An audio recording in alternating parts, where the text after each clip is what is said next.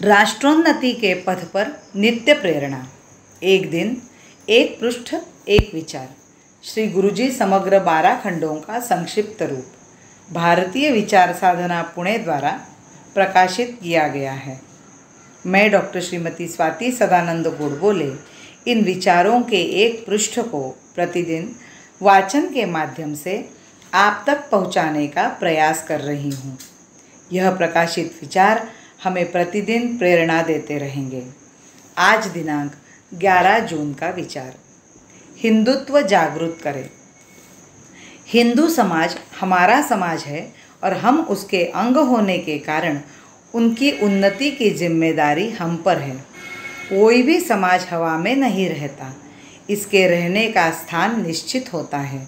हमारे लिए यह निश्चित स्थान आसेतु हिमाचल फैला हुआ यह हिंदुस्तान देश है।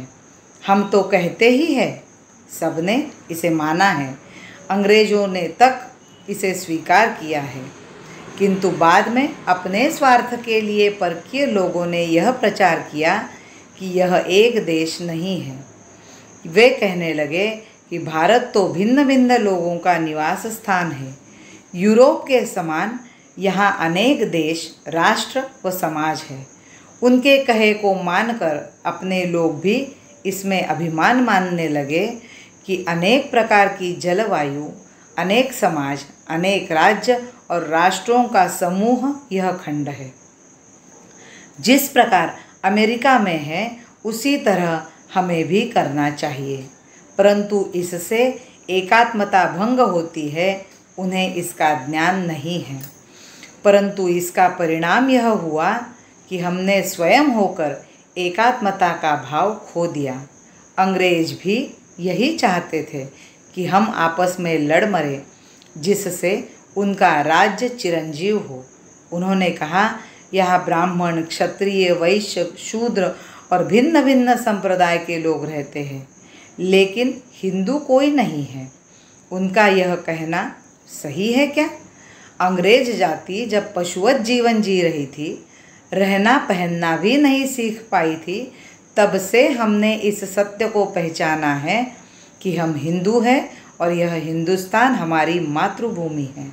जिन्होंने अपनी बुद्धि पाश्चात्य लोगों को बेच दी है, उन्हें भले ही पता न हो, परंतु अपने पुराणादि ग्रंथों में भारत का वर्णन स्पष्ट रूप से विष्णु पुराण में मिलता है।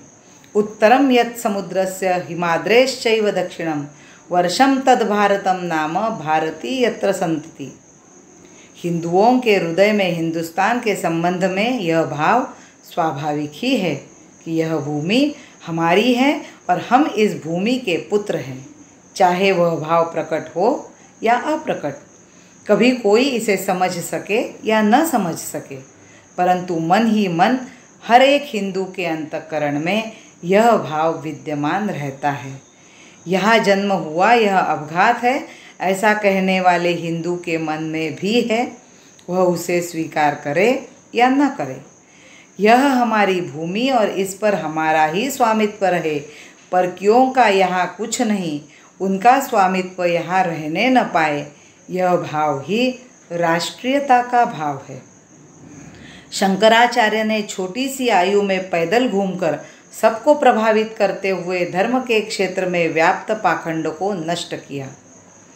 अपना परिश्रम व्यर्थ न हो और सारे लोग भारत की एकात्मता का, अखंडता का दर्शन कर सके, इसलिए 4 दिशाओं में 4 धाम प्रस्थापित किए और इस माध्यम से संसार को सूचित किया कि तीनों ओर समुद्र और उत्तर में हिमालय यह भारत की सीमा है। बड़े बड़े मेलों के समय तो भारत की एकात्मता के दर्शन सहज ही हो सकते हैं। भ्रम के कारण हो अथवा धृष्टता के कारण हमें इन सब बातों का विस्मरण हुआ है, इसलिए फिर से उसका जागरण करने की आवश्यकता है।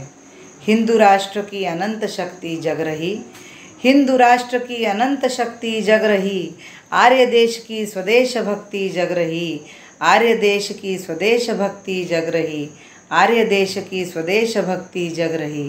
भारत माता की जय। वंदे मातरम।